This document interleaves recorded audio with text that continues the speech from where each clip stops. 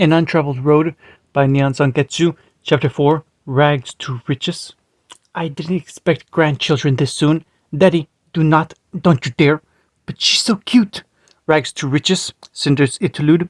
Mantle was a harsh mistress. Cinder knew this to be true because this lesson, this terrible, awful truth, had been burned into her back time and time again. Living in the shadows of Atlas only further served to cement this belief. If you weren't tough enough to brave the cold, you died. If you couldn't survive the streets or the gangs that ran them, you died. If you couldn't rely on yourself, you died. If you trusted anyone, you died. If you let your guard down, three guesses, and the first two don't count. That's right, you died. Cinder was many things. Fierce, feisty, fiery. Only big words that started with the letter F. But she wasn't. Foolish. Idiots didn't live long in Mantle. And yet, in that very same vein, she'd made the worst mistake of her life today. She'd been desperate, hadn't eaten in days, nearly a week. Her food had been stolen by someone, and she'd been beaten when she tried to procure more. She didn't run with the gangs. No one wanted to use children for anything other than drugs in the winter season, and she would have no part of that. Never that. But she'd been hungry. So hungry. Desperation drove her to make mistakes. She glimpsed a single pair of people storming away from a nearby stand, seen the food in their hands, warm, hot food for her cold and empty belly. Food, little legs had propelled her forward almost before she realized what she was doing. A week ago, she would have shadowed them for a block or two, wary of a trap. This time, hunger overcame her, and she surged after them, not to murder. She wouldn't dare, but to snatch the prized morsel from the grasp. She still remembered the heat of her semblance flaring in her grimy hands, superheating the glass dagger clutched within. But you see, that was where little Cinder had made a mistake. Blinded as she was by that desperation, her world shrouded in a haze of hunger. She hadn't seen the Schnee until it was too late. Even as she recognized the signature stark white hair and snow-pale complexion, her knife was already falling towards her thigh. It wasn't fair. What was the Schnee doing here? They hardly ever left Atlas, but then she was too close to absorb her attack. She could only change its path. Ironically, this saved Cinder's life. Somehow, she'd managed to twist her arm and slash the man beside the Schnee instead. Attacking a bodyguard would net her a beating, to be sure, if he caught her, but stabbing a Schnee, that was death. There was an unspoken rule in Atlas and Mantle alike. You didn't mess with a Schnee, or even a Schnee's guard for that matter. But the hunger left her choice. Food, hers, now. So she shanked the blonde bastard in the leg as hard as she could, which wasn't much, given how weak hunger had made her. When the whiskered man, and she'd get to that nickname later, reached down to pluck her dagger, she dropped his food, just as planned. Little Cinder did what any thief would do. She caught it and bolted, devoured the meat bun even as she ran for her life. She didn't care for their cries at their back. She was small, fast, and clever. They'd never catch her. No one had before. Then they caught her. That stupid Schnee did something with the glyph that slowed her, giving her bodyguard the chance to tackle her. He tried to take her food, hers, the gall. She'd stolen it fair and square, and she bit him when he tried. He laughed and didn't try again. He didn't hit her, didn't snarl at her, didn't do anything at all. He just laughed, and plucked her off the ground like some angry kitten. The Schnee had shouted at her, but not this one. He asked her name, promised her still more food if she answered, so she gave it to him, and he fed her. Naturally, she demanded more. You could never be satisfied in Mantle. An urchin like her needed to fight for every scrap they possibly could. Cinder had learned this the hard way. Satisfaction meant complacency. Complacency meant death. This was her mark, and she was determined to wring every scrap from him she could before the Schnee wised up and dragged him away. She'd sworn that if this was her last day on Remnant, and judging by the way the Schnee glared at her at the time, it might as well have been, she was determined to meet it with a life well lived. Cinder succeeded in that aim, succeeded beyond her wildest dreams. The Schnee Manor was mighty and tall. Just thinking of it made her feel pity, tiny and small. Oh, how the guards had sneered when they first saw her, turning up their noses in derisive scorn. They'd offered to take her off the whiskered man's hands. Yeah, take her and throw her back down to Mantle. At least they had, until the Schnee had told them just what she thought of that. She might defer to the whiskered man, but the Schnee had power of her own too. Her word was law, just as much was his. Where they spoke, people moved. She'd have to remember that. They'd glimpsed others in the mansion briefly in passing, others who had balked at at her presence, but she didn't care for them. Why should she? She'd barely had time to meet them before Willow ushered them away to give her a bath. Their names weren't important to Cinder. She'd already labeled each of them and lent them titles of her own. There were Silver Eyes, all bright and bubbly and happy. Red Eyes was dark and broody. There was the Crow with sly smirks and easy laughter, followed by the smiley one who seemed to get along with everyone and everything. Then there was the man with the cane. Less said about him the better. That one scared her, but what truly terrified her was splash. Hot water came crashing down on Cinder's little head like a waterfall, jerking the orphan out of her thoughts and back to reality with a startling lurch, and double-like instinct compelled her to tighten her shoulders and duck low as the water came on again to wash the shampoo from her hair, even as she sought to make herself as small a target as humanly possible. Didn't do her any good. She could hunch over all she liked, but she couldn't hide in the tub, much from the prying fingers that followed to sternly massage her scalp with brisk efficiency. Cinder squinted her eyes against them as much as the bitter, stinging suds that followed, wriggling helplessly. That stings, she whined like the child she was. Stop it! Close your eyes then. Willow sighed behind her and continued to scrub her down like the taskmaster she was. It's just a bath. You're not going to die. Am too. Cinder reared back and hissed like an angry kitten. I don't have to listen to grr. Another wash of hot water rushed down, cutting her off with a splutter and sending her slipping in the bath once more. Dirt and grime slided down her feet. She barely noticed the brackish water before Willow yanked one of her arms up and attacked it with nothing but a bar of soap and singular determination. Stupid Schnee, giving her orders, giving her a bath. Who did she think she was? She had half a mind to. Cinder, Naruto's muffled voice echoed through the bathroom door. What was that noise? Are you behaving in there? Willow arched a demeaning eyebrow. A fine question. Are you behaving, Cinder? Blast it. They had her. Try as she might, Cinder couldn't fight down the flinch that followed as those ice blue eyes bored into her. Though the blonde wasn't in the room with them, his voice carried the weight of authority, even if he didn't realize it. Defiance bled from her shoulders like a broken sieve, and she soundlessly slumped in the tub, all thoughts of escape washing down the drain with the bad bath water. She wanted to stab the Schnee badly, so very, very badly. If she did that, she wouldn't get any more food. Yes, Papa. The words came in haltingly as her face flushed. I'll be good. Willow absolutely sputtered, and a small squelching sound came from the other end of the door as someone banged their head against the wooden frame. Not Naruto, surely. Someone as strong wouldn't be flustered by a few words, and so Cinder hummed, content in her victory. Pyrrhic though it was, she radiated smugness, even as the Schnee continued to scrub the dirt from her body, because she'd been adopted, taken off the streets by these two, and dropped into the very lap of luxury itself. Oh, the Schnee had protested at first, but the whiskered man had spoken, and that was that. His word was law. He was the true power here. They'd whisk her away into this giant mansion, and all thoughts of resistance or escape had been stymied out by the horror of bathing that followed. Until this moment, she'd done her best to try and appease them, make herself seem small, useful, in hopes that they wouldn't kill her. And to her surprise, they hadn't. At first, she'd wondered at it. Why do this? Out of the goodness of their hearts. Did people do that? Her parents hadn't. Just thinking about it threatened to shatter Cinder's belief. Everything she'd ever known until this moment. People didn't help each other, not without a good reason. They just didn't. It wasn't done. Nobody in Mantle or Atlas or anywhere didn't they? There must be a motive, some way to understand their actions. She thought they were going to kill her at first. Instead, they'd given her a hot bath and fussed over her like the child she was. Why would they do such a thing? There must be some way this benefited them. Wait, that was it. In hindsight, this was oh so obvious, or so Cinder thought. So she thought herself clever when in truth she outsmarted herself. They couldn't have children.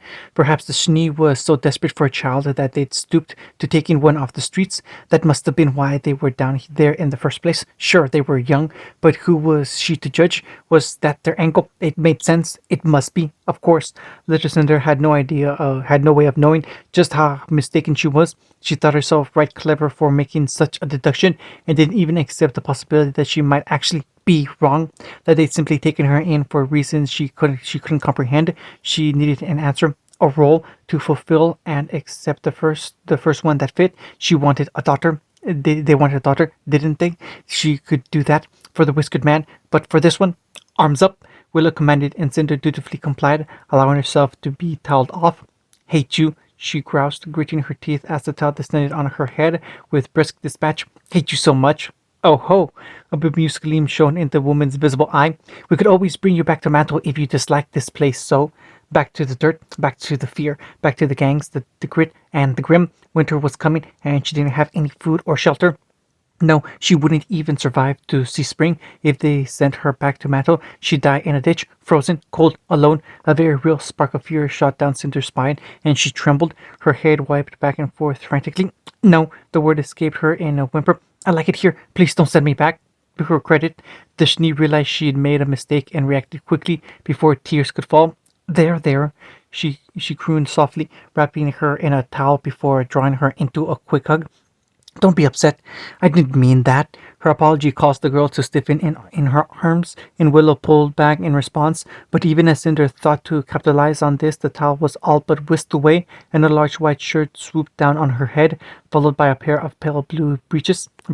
We're not going to send you back to that awful place. Willow's promise remained, even as Cinder hurriedly tugged the clothes on and refused to look at her. You have my word on that. Her lip trembled traitorously. Promise? A hand descended, idly stroking her scalp in slow, circulated movements. It felt nice, so much so that Cinder's suspicion sparked right back to life again. What are you doing? Even I had a mother once. Willow's words caused Cinder to look up in surprise, a petulant gold eye peeking through her dark tresses as she fumbled with her new attire. Shocking, I know. Would you believe I even had an older sister too? The Schnee continued, all but holding her attention in thrall. They both died when I was very young, or so father told me. Cinder flinched, but Willow pretended not to notice. It was so long ago, I can't remember what they looked outside of the odd photograph. Still, her palm continued to trace its path on her head, massaging Cinder's still damp hair beneath. And while it's true I remember very little about them, Willow continued as she helped her change, I do recall they used to do this whenever I was stressed. She graced her with a small smile when Cinder slowly tugged the shirt up and over her head and yanked on the breeches. It's one of the only memories I have of them, really. Those ice blue eyes softened, and she removed her hand. For what it's worth, I'm sorry for upsetting you. Cinder scowled at the Schnee, considering what to say. In the end, gave up, stuck her tongue out. Fine, I forgive you, meanie. Willow arched another brow. What was that? Ow. That was such a sad story. Naruto's voice bawled happily through the door, causing Willow and Cinder alike to jump.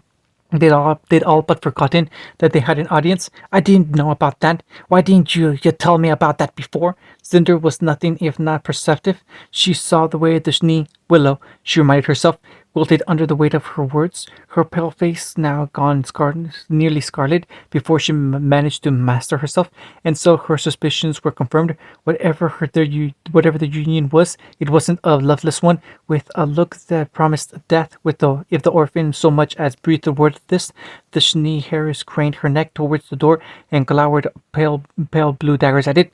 Did you have anything else to add, dear? By the brothers, she could feel the frost in those words. By all means, keep digging that hole. Nah, came the muffled sigh. Just wanted to tell you girls are back, or you're about to have company. Willow pursed her lips. Could you keep them occupied? A weighted pause followed those words. Have you seen Summer? Fair enough.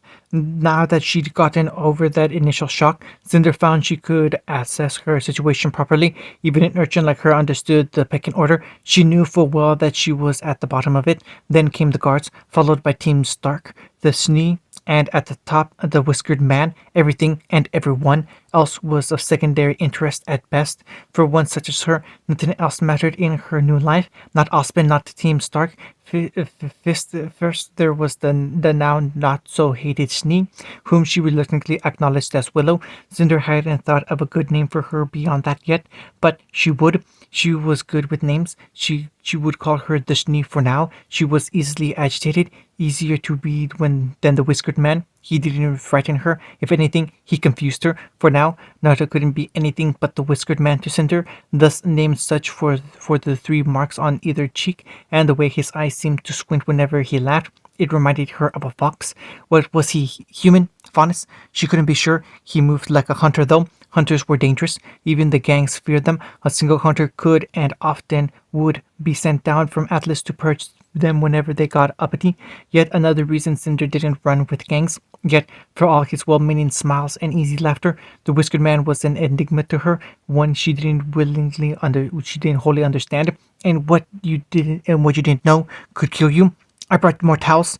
Speaking of death, while the interior of the Schnee mansion had proven itself to be both large and sprawling, a single bathroom could have housed 5 or more people. As things stood, judging by the commotion outside the door, Cinder suspected that this room soon would. For while the guards outside clearly disliked her, those within were another matter. Summer chose that moment to make a grand entrance. All at once, the door to the washroom flew open, and Naruto tumbled inside as the spry little hunters nearly bowled him over to get inside. Cinder wasn't fooled for a moment. He'd let her do that. She saw the small frown on his lips, the way in which he twisted himself aside to divert her clumsy charge into a tumble. Much to her surprise, the white-cloaked warrior bounced off, literally bounced. A nearby wall followed soon thereafter by the ceiling and somehow managed to stick the landing. Cinder recoiled in horror as Naruto and Willow clapped politely. Gods, the girl wasn't human. Nailed it, said Huntress declared proudly, striking a pose. 9 out of 10, Naruto offered. Cinder considered it a 6. I'll take it. Now where's... Oh!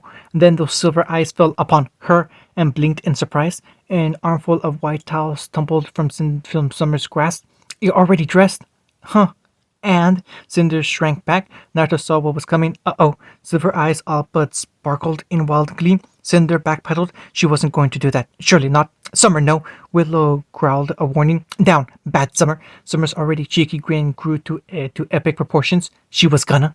Naruto and Willow tactically threw themselves out of the way as she surged forward. Unfortunately, in doing so, they tossed Cinder under the bus. She froze like a deer in headlights, eyes wide. One does not simply escape Summer Rose and her hugs. Now it was her turn to learn that terrible lesson. Poor girl. She never stood a chance. Indeed, she made it all of one step backwards before Summer descended upon her like a storm. Slim arms swept Cinder from her feet and crushed the girl's face against her chest with incredible strength. She's so cute. Cinder wriggled like a wildcat in the older girl's arms to no avail. Silver-eyed demon woman, let me go. With silver eyes didn't scare Cinder. If anything, she reminded Cinder of an eager puppy she'd once known before too many kicks from a bunch of kids turned it mean. Happy, eager to please, and far, far too affectionate for her liking. A low growl fled from her lips as Summer cuddled her closer still. Could this evening possibly get any worse? Summer, let her go. Naruto warned. You're gonna break her. Never. She's mine now. I'm keeping her. She hastily amended as a pair of ice blue eyes found hers. I mean, I can be her aunt, right? Cinder rapidly shook her head and mouthed the word no at Naruto and Willow. No, 1,000 times no. Summer. Naruto placed a hand on her shoulder. Yes, she beamed. Drop her. Of course, Summer's entrance was the excuse for the rest of Team Stark to bowl their way into the room. Once they realized everyone was decent, events snowballed from there. Somehow, Cinder managed to wriggle free in the chaos and duck behind Willow's skirt. But even that shelter didn't last long in the face of these new arrivals. The smiling man, Tai, she recalled, took one look at her skittish expression and granted her a nod. Nothing more. Cinder quietly evaluated her somewhat pale opinion of him. Not so the bird brain. So, this is the runt we saw earlier. Crow saw her and bent down to muss her hair, drawing a black look from the girl. Barely recognized ya without all that dirt. Ow! Cinder reared back and bit his hand before he could think to muster his aura. Hard, true to form, Crow recoiled with a strangled yelp, clutching at the throbbing red's mark. She left him. Willow actually laughed at that and patted her head. Cinder dared a smile at her. One her patron returned in kind as she pinched Summer's cheek, drawing a whine from the cloaked huntress. Huh, neat. Willow understood the pecking order too. Maybe the Schnee wasn't too bad after all. Alas, it didn't last. Naruto sensed the danger a heartbeat before anyone else, before even Cinder's own innate paranoia, likely because he heard the rapidly approaching footsteps surging down the hall towards them. Blue eyes narrowed and he blew out an irritated breath as he raised his false arm towards the now ruined door Tai and Willow exchanged a long-suffering glance, and the latter released Summer to step back. The reason for their overabundance of caution became vividly clear as someone burst into the room and tried to cut Naruto down where he stood. Not a single drop of blood was shed, because metal fingers neatly pinched Omen's crimson dust blade before it could descend on his head. "Found you!" Raven Bronwyn howled her fury, bearing down on her weapon with all her might, and a manic grin. "I demand a rematch, here and now." "Really?"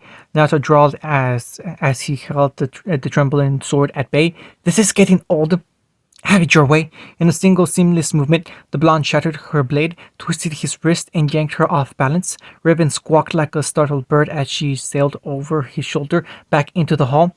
Naruto waltzed after her with a lazy gait, which in turn caused Willow to hurry after him, and Cinder took that as a cue to follow with the rest. She winced at the harsh clash of steel, and when next she saw Raven, Bronwyn, or Red Eyes as she'd come to call her, the angry woman was sprawled face first into the ground. Not a heartbeat later, she bounded upright again. "Once more, that one didn't count." "Raven, really?" Naruto flung up his arms. "Again, already, come on." "100 Leon says he beats her arse again." Crow rolled his eyes. Cinder immediately reversed her opinion of said Bronwyn. Summer slapped his hand. "I say 10 seconds. Can I bet too?" Crow whipped around with a grin. "Can we keep her?" "You cannot," Willow hummed, tucking her close. "Naruto and I saw her first." "Ah, don't be like that, Ice Queen," the younger Bronwyn drawled. "I'd make a great uncle." "Hey," Summer wailed. No fair. If he gets to be an uncle, then I want to be an aunt." "Tai, back me up here."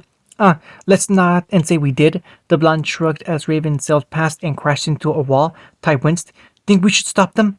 Naruto and Raven snorted in unison, realized they'd done so, and promptly went back to attacking one another. Cinder, meanwhile, found herself caught between the remainder of Team Stark and Willow. Now, not painful, of course. She simply wasn't used to having so much attention. Down in Mantle, she'd always done her best to remain hidden. To suddenly have so many vying for her attention, well, she simply didn't know what to do with it, because it frightened and excited her in equal measure. "What am I, a chew toy or something?" Red Eyes, on the other hand, annoyed Cinder, in part because she smelled like blood, but also her arrogance. Anyone who craved that much battle couldn't be right in the head.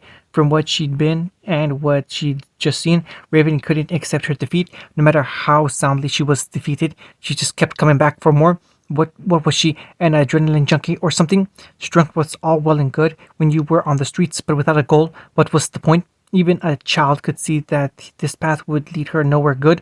Someone needed to knock some sense into Red Eye soon. Ow! And she was down for the count again. "Is she always like this?" Cinder muttered aside. "She seems foolish."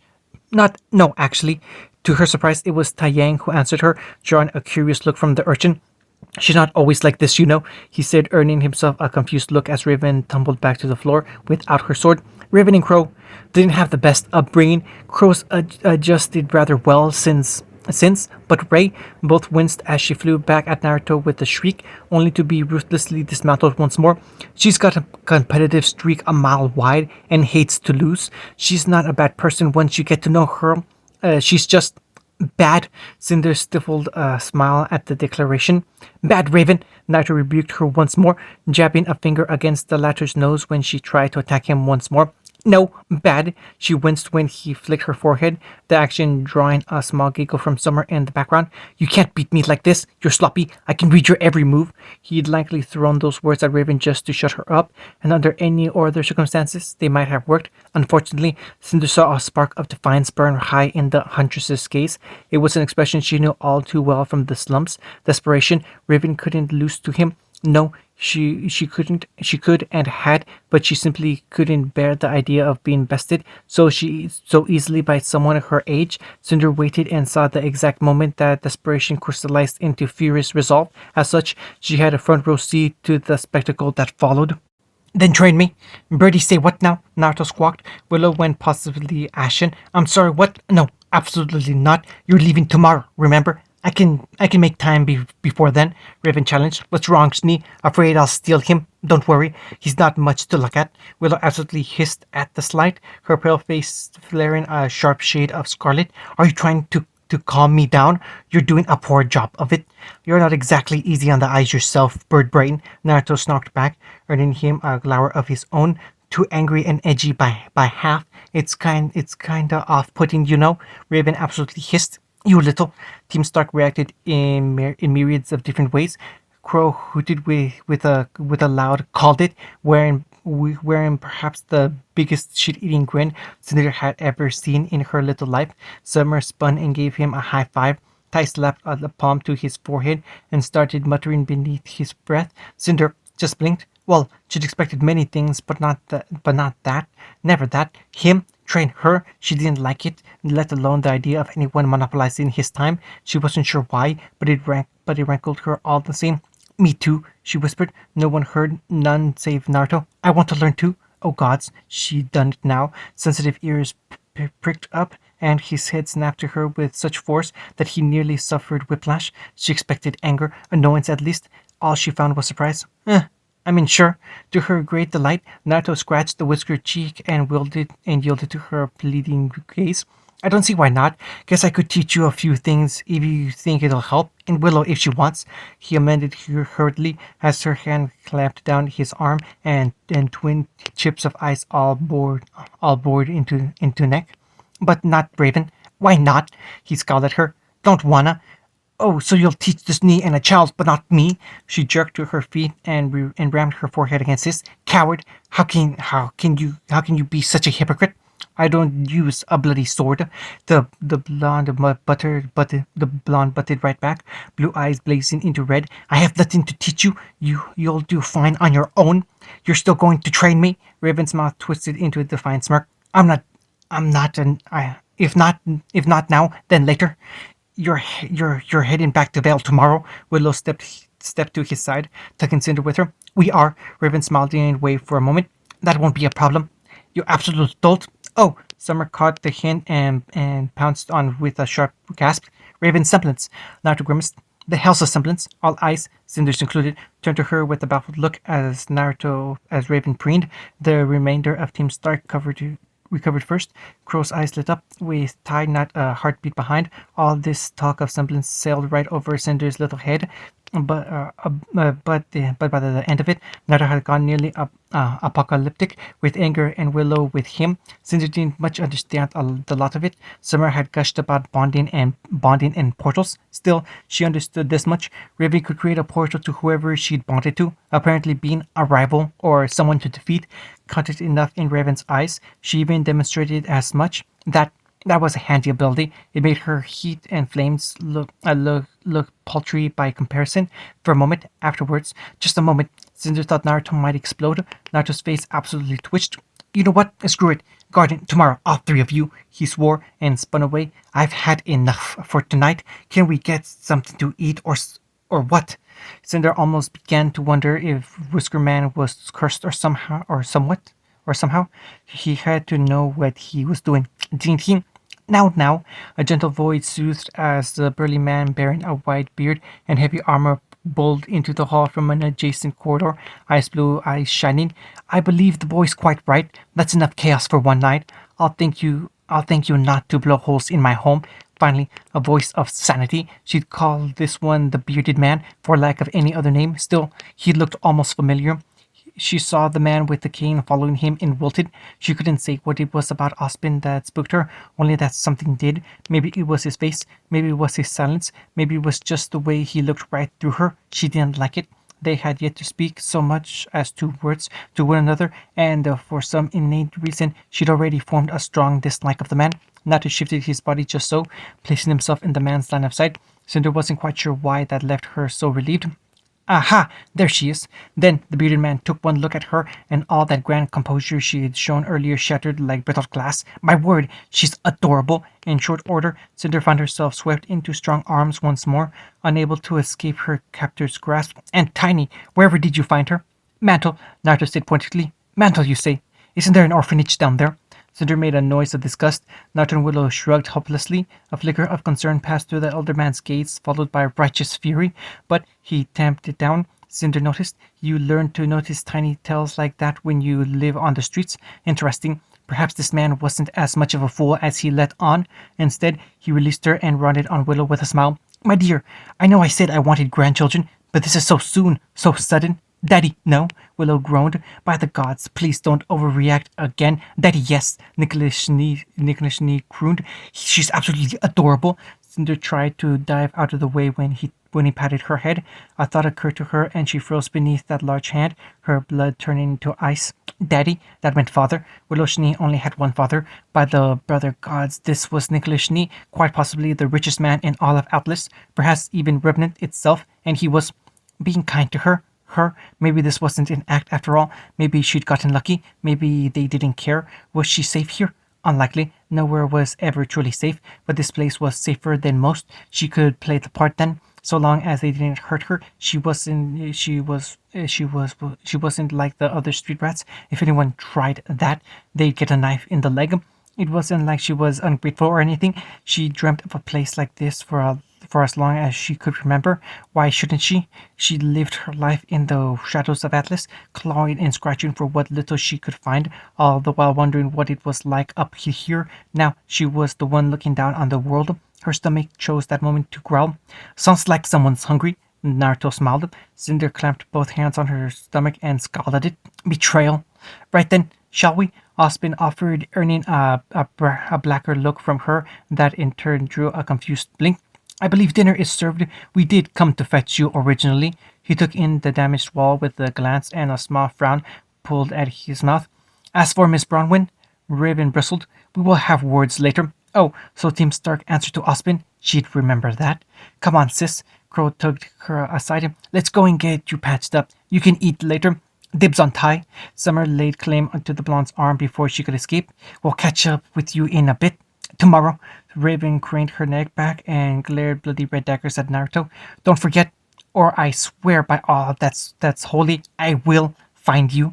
Crow muttered an apology and ferried her away. With that matter dealt with, Naruto turned and knelt, capturing Cinder's attention once more.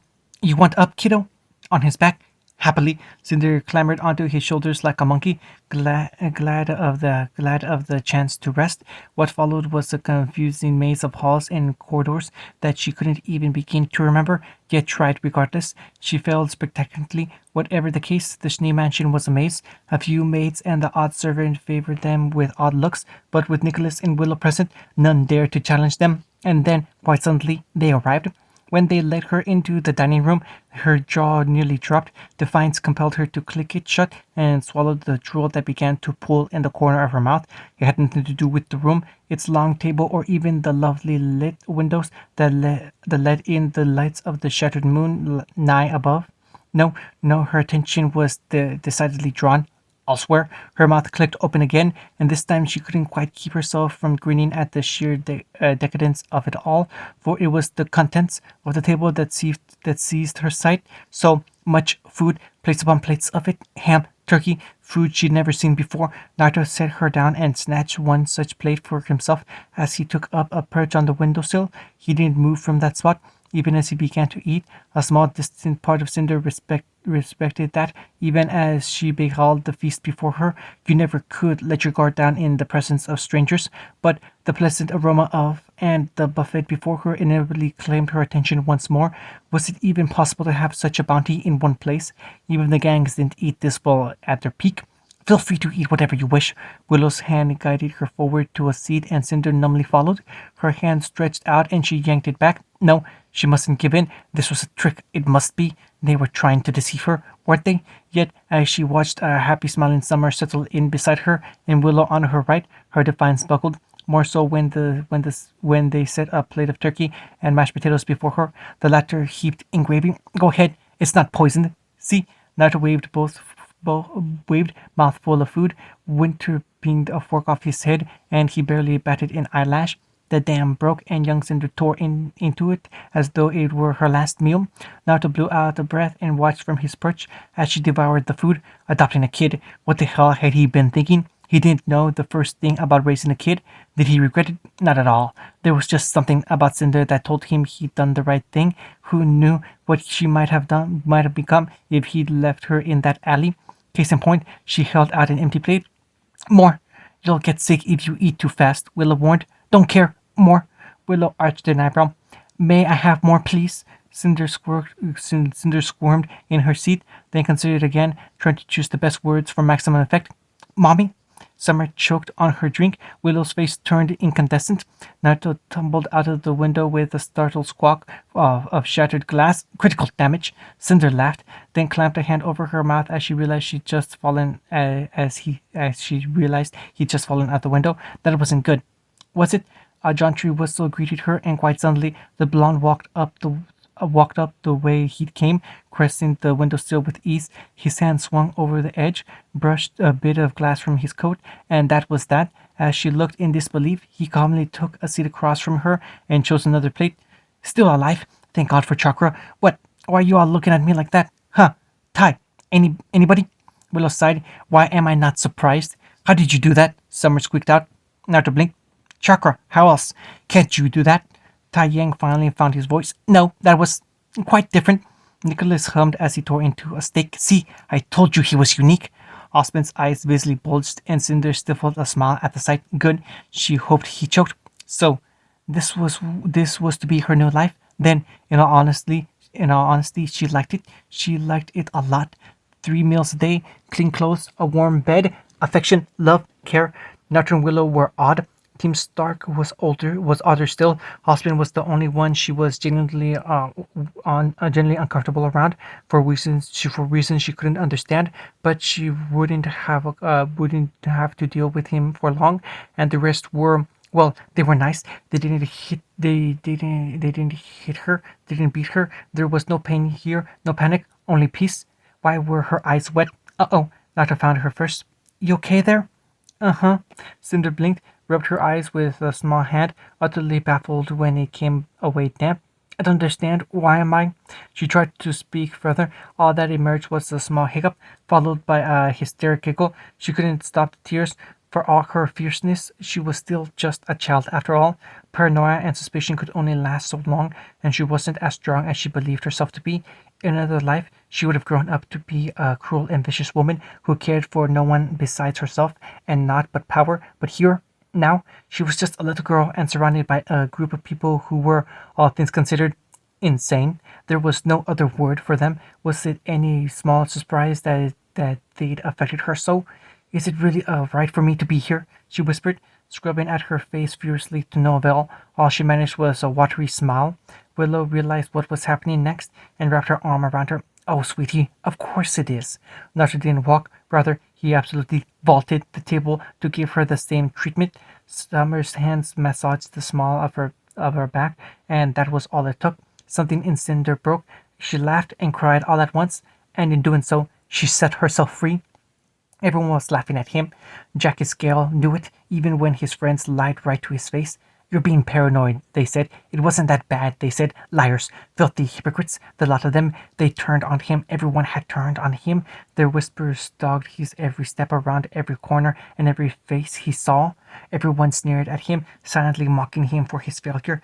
This once great man, brought so low. They all knew his face. They all knew his failure. How could they not? His sorry face was plastered all over the news. People loved gossip nearly as much as they loved scandal, and Jackers was both, albeit not at all in the way he'd intended. There was no escape from their laughter, even here in the sparse comforts of his threadbare apartment. These days, this was all that remained. It was all he could afford. The news was all cold comfort. Red-rimmed eyes stared at the television, glowering as he watched the scene play out before him over and over again. Mercifully, tonight's story wasn't about him. Unfortunately, it was about her. Willow, and that blasted paunch she'd taken upon with. What were they doing down in Mantle? Bah! What did it matter? With a roar, the once proud man snatched up the remote and flung it headlong at the television and bounced off the screen, leaving an ugly crack behind. Again, another reminder of his failure, all because he'd made the mistake of trying to court Willow Schnee. His plan had been brilliant, or so he told himself. In its complexity, worm his way into Willow Schnee's heart with his debonair ways until she opened her legs for him. From there, he would use her as a leverage for his true goal, thereby wriggling his way into the good graces of Nicholas Schnee, convincing the man that he was the only one fit to run the SDC, sire a few brats of of his bitch of a daughter, wait until the man passed and the waters were calm. Then he would strike, buy off the shareholders, claim the company for himself, and profit endlessly. No one would have been the wiser. Instead, she'd ruined him, her, and that blasted boy toy of hers. He'd never heard of this Naruto fellow before. Any attempt to dig up information on him had failed utterly. Now his contacts had all but run dry, and with them the very last of his favors. Jackie Scale had not been a rich man, but he'd had a decent amount of lien tucked away over the years. That was gone now, burned away trying to find a ghost in the night. He didn't exist. There was no proof of anyone named Naruto Uzumaki anywhere. A man with no arm, and those features tended to stand out. An assumed name it must be, but that made him a ghost, and he lacked the resources to continue. But he would find a way. He still had contacts. Men owed him favors, powerful men, or so they had. Atlas had turned its back on Jackie Scale. They say bigger you are, the harder you fall. The higher one climbs the ladder of life, the greater risk of being broken by said fall. Jacques had climbed very high indeed. It had only taken one bad day to bring him crashing down. His reputation only suffered further in the days hence.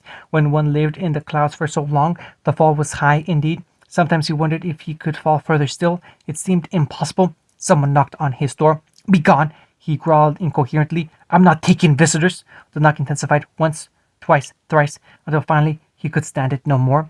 Mustache twitching and eyes ablaze, the former businessman flung himself from his chair and marched across the room. And 3 swift strides carried him to the door, where he seized the worn lock handle and flung the latter open with a crash. He cared not who it was. Whoever dared would rue the day they messed with. Jackie Scale. His protest rose in his throat. Who are you? What are you doing here?" A cloaked figure awaited him in the hallway without. At first, he couldn't be certain if it was a male or woman. No, he realized as they stepped forward and shoved him back inside. Their arm was too slim, and such a fine figure could only belong to one of the fairer sex. Even clad in black as she was, he tried in vain to catch a glimpse of them, but the hood remained up, and the thick black mask concealed any and all hints of their visage. They carried a strange silver case of sorts at their side. No, a briefcase, he realized. This was so woman, though the realization did him precious little good. He was more concerned with the bearded man looming beside her. Whoever he was an absolute giant, stocky and broad of shoulders, dressed in plain clothes. Unlike the woman, he made no effort to conceal his face, or even a cloak for that matter. Was that some boldness on his part, or did he simply not care? "Your actions have not gone unnoticed," the man rumbled, and his voice was like a slow-moving avalanche. "My name is Hazel Reinhardt. For what it's worth, I apologize for the intrusion." The still silent woman drew from forth an orb from within and held it out to Hazel, who in turn offered it to him. "Our employer wishes to speak with you," Hazel said. In hindsight, maybe he shouldn't have touched it. The moment he did, a shadowy figure burst from the sphere, filling the room with smoke. Jackie saw it. Her. His mind revolted. Death. She was death and despair incarnate, and seeing her broke him. He screamed and clambered backwards like a drunken spider until his back struck a wall. He kept screaming. It was a sharp, startled sound, one that seemed to go on forever and ever until he could scream no more, and had shouted himself hoarse. It could have been minutes. It felt like hours. It didn't matter. It did matter. Nothing mattered. He couldn't think straight, not when faced with this demon, this devil, this absolute monstrosity. They made no move to silence him, only staring at him with those ghastly red eyes. This was a dream. It had to be. He'd drunk too much and fallen asleep, surely. "Well, well, well," the specter of a woman crooned at him in a voice that was pure sin itself. "What do we have here?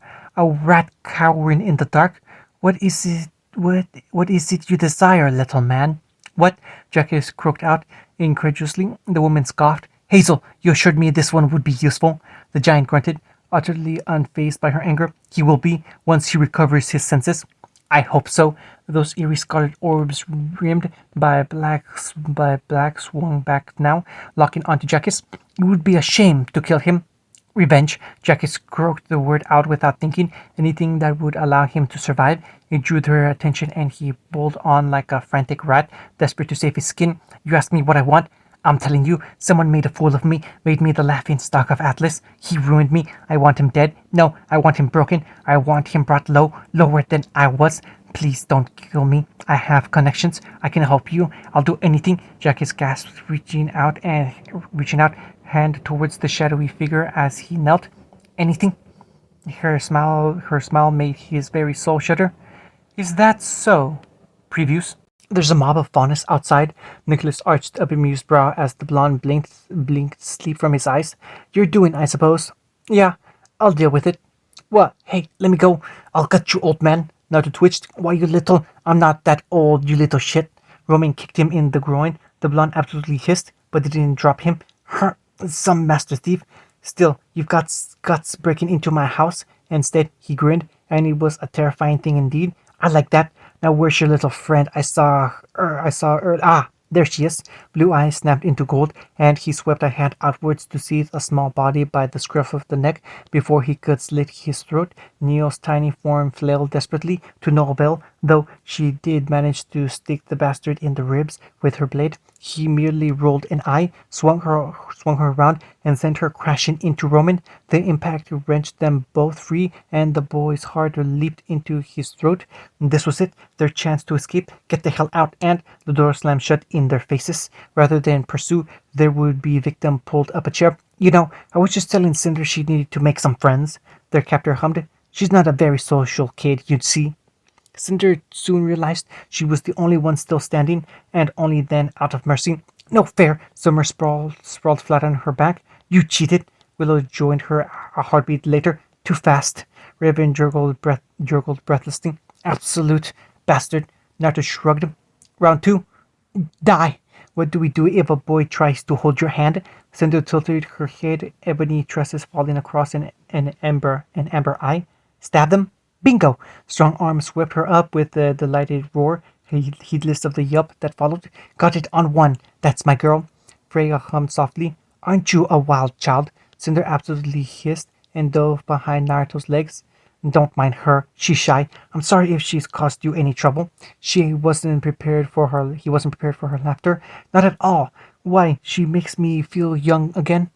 I've seen the future. These are no saviors. They are demons in disguise, and that is no child. The madman raved at them, spittle frothing and flying from their lips. That is a monster. A long, bony finger jabbed at Cinder, and she shrank back with a glower. There it is. Do you see the look in her eyes? Brothers and sisters, do you see the hate she holds for her fellow man? She will burn us all. Mark my words. She shall be the ruin of Remnant. Once she grows, listen not to these fools. Trust in the one true goddess. Trust in Salem. Kill the demon. Kill the witch. Naruto growled. All right, that settles it. Cult leader, decking him now. Willow was faster. Her rapier flicked out into the man's chest, knocking him from his pedestal. Her name is Cinder. She planted a boot on his chest. And mark my words, you lay a hand on her, your hand comes off. End of chapter 4.